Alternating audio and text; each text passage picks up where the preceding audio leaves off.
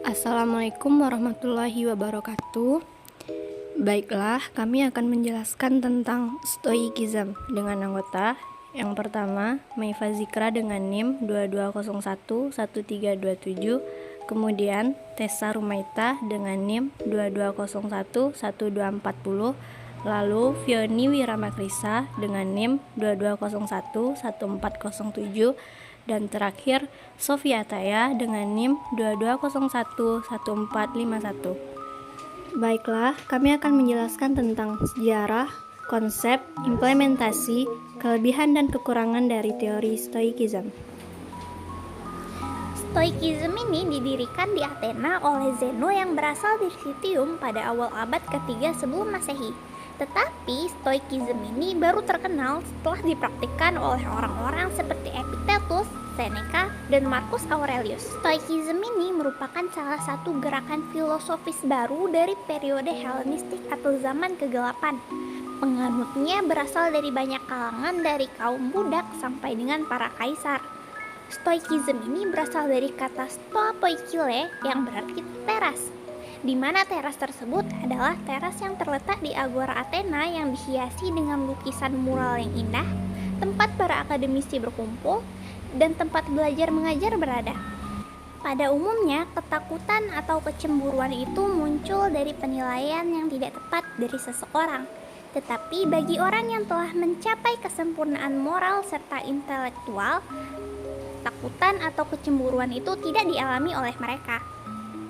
Ajaran stoikisme ini meyakini bahwa nalar merupakan otoritas tertinggi dan alam semesta itu diatur oleh aturan-aturan yang dapat dipahami oleh nalar tersebut. Bagi para stoikisme, kalaupun keberadaan Tuhan itu memang benar adanya, maka Tuhan itu adalah rasionalitas yang melekat pada diri manusia dan alam semesta. Selanjutnya tentang konsep stoicisme adalah filosofi tentang anti-stres yang berkaitan dengan kebahagiaan hidup dan bagaimana menghindari pikiran-pikiran stres dan jenuh.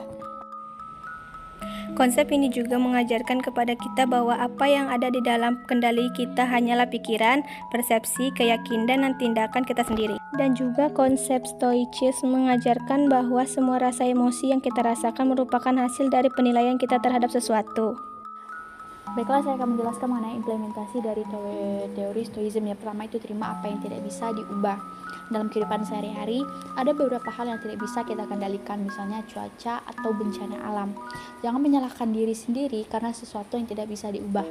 Alih-alih, berfokuslah pada apa yang bisa kita ubah, misalnya keputusan dan pemikiran kita terhadap sesuatu. Yang kedua itu biasakan berpikir sebelum berbicara atau memberikan reaksi emosional. Maksudnya di sini belajar untuk mengendalikan diri dan memahami diri sendiri. Maksudnya di sini bersikap tawakal bukan berarti tidak berbicara sama sekali. Sebab hal yang jauh lebih penting adalah membiasakan diri sebelum berpikir.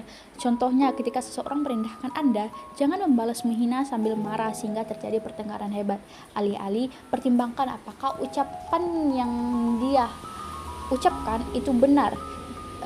Lalu pikirkan bagaimana cara memperbaiki diri Anda sendiri. Yang ketiga yaitu jangan menyia-nyiakan waktu untuk hal-hal yang tidak bermanfaat. Jangan biarkan waktu yang sangat berharga terbuang percuma karena sesuatu yang sia-sia. Saat menjalani keseharian yang sangat sibuk dengan aktivitas menumpuk, berkonsentrasi pasti bukan hal yang mudah. Walau demikian, fokuskan perhatian saat menyelesaikan tugas atau melakukan tindakan.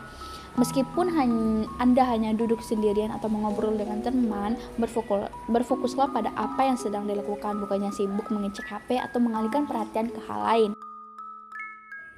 Selanjutnya, kelebihan dari stoikisme. Yang pertama, dapat berpikir secara realistis.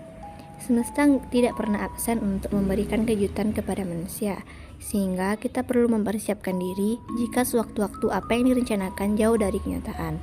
Dengan menerapkan stoikisme, kita akan menaruh ekspektasi yang rendah terhadap kehidupan ini, sehingga akan semakin mampu berpikir secara realistis. Yang kedua, mudah untuk mensyukuri hidup. Dalam prinsip stoikisme, kita diajarkan untuk memahami dan menerapkan arti keikhlasan. Seorang entrepreneur dari CEO Food Company menyatakan bahwa prinsip stoikisme mengajarkan manusia untuk bersyukur atas hal yang dimiliki.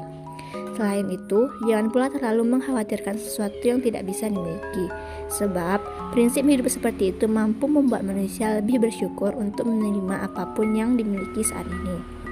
Terakhir, stoikisme menjadi obat untuk rasa stres dan depresi.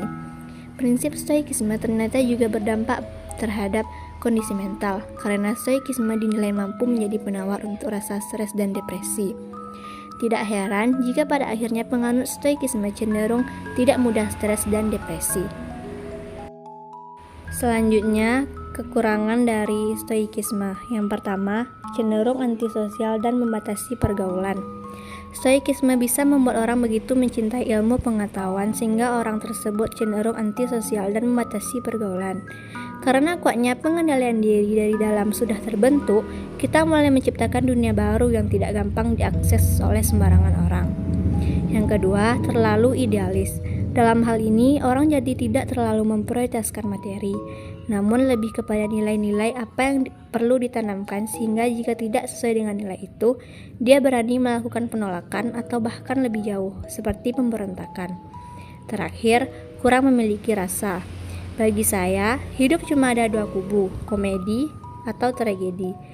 Jadi, emosi-emosi umum seperti bahagia, sedih, cinta, amarah hanya di seputaran itu saja.